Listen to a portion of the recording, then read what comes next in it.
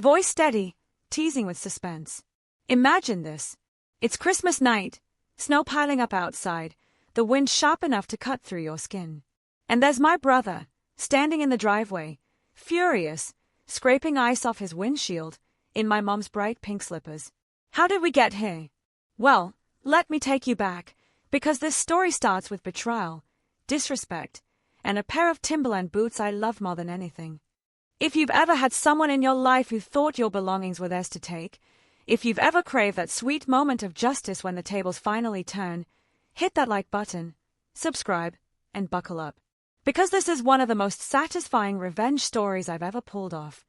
If you've ever had someone in your life who thought your belongings were theirs to take, if you've ever craved that sweet moment of justice when the tables finally turn, hit that like button, subscribe, and buckle up. Because this is one of the most satisfying revenge stories I've ever pulled off. One summer, I splurged on something for myself. A pair of Timberland boots.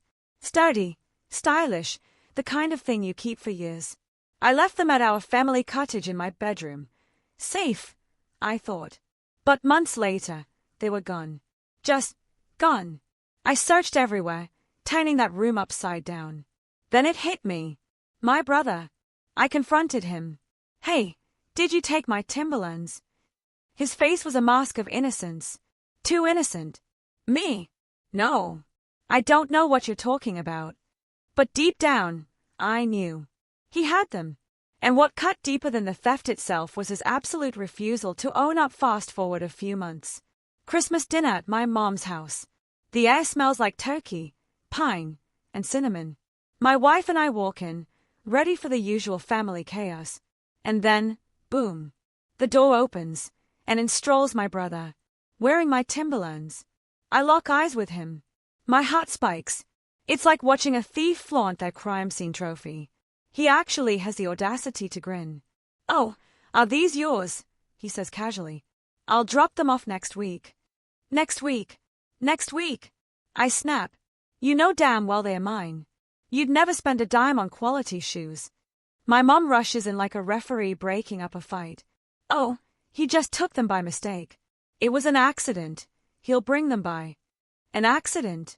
Timberlands aren't socks. You don't just accidentally wear them out of the house for months. But my mom always cuddled him. He was the golden child, the one who could do no wrong. I was just overreacting. I let it slide, for the moment. But inside, I was boiling. My blood felt like lava under my skin. Dinner dragged on. Fake smiles, clinking forks, the usual family drama. But I was plotting. A few hours later, I leaned over to my wife and whispered, "Let's go." She saw that look in my eyes and just nodded. We got up, said our polite goodbyes.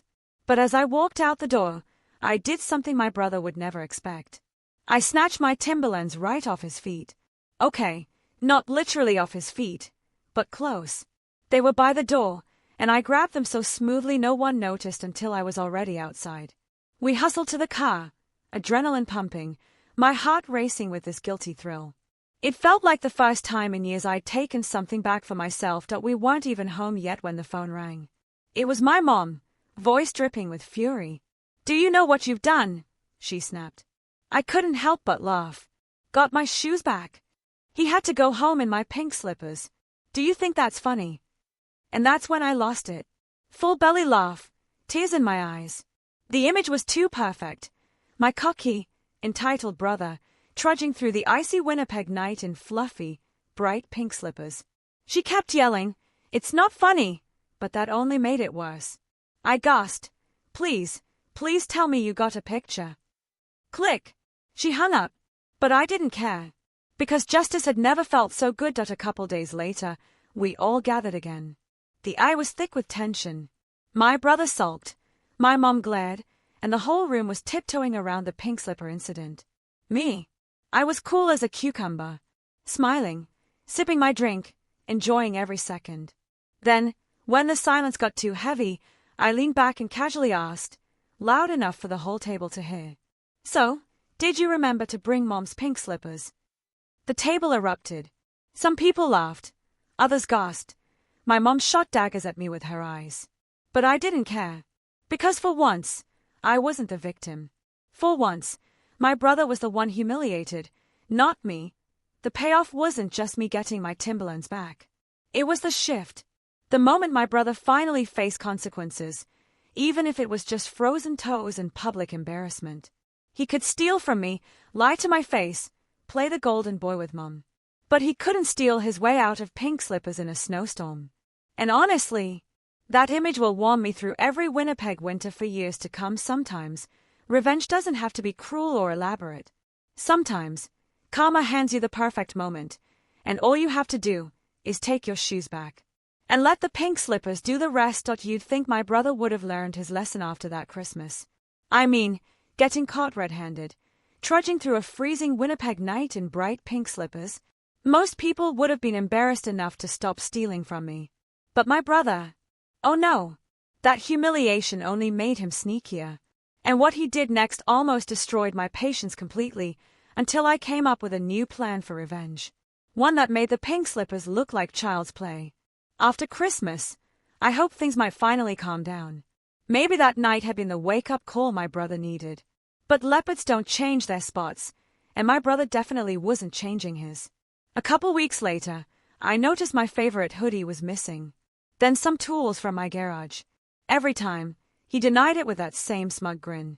And Mom, she was still his #1 fan, covering for him. Oh, he probably just borrowed it. Stop being so dramatic. Borrowed? No. Borrowing requires permission. This was theft. And what hurt more than the things themselves was the way he disrespected me without a second thought. Then came the breaking point. I had just gotten a bonus from work. Not a fortune, but enough to make me feel proud, enough to treat myself and my wife to something nice. I left the envelope with the cash on my dresser, planning to deposit it later. And like clockwork, it vanished. My gut told me exactly who took it. When I confronted my brother, he put on his usual act. Money? What money? Why would I need your cash? But there was one problem with his story. I later found the torn envelope in his car. That was it. My anger wasn't hot anymore. It was cold. Calculated. I wasn't going to yell or beg. I was going to end this game once and for all. See, my brother thought he was smart. He thought I'd never catch him in the act. So I decided to give him something to steal, something irresistible. I filled an old wallet with what looked like cash. The bills on top were real, just enough to bait him. But underneath, nothing but Monopoly money and scraps of paper. I left the wallet out in plain sight the next time we were at Mom's.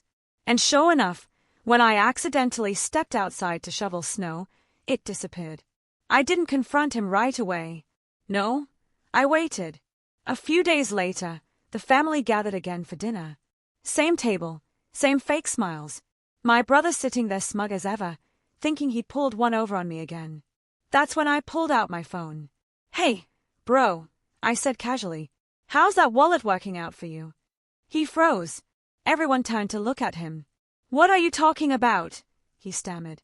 I pulled up the photo I'd taken earlier, of the empty wallet sitting in his car, stuffed with Monopoly money. I set my phone down right in the middle of the table. The room went silent. My mom gasped. My brother's face turned beet red. And then, the laughter started.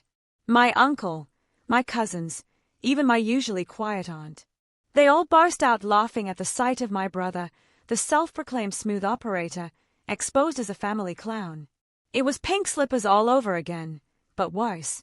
Because this time, he couldn't spin it as an accident.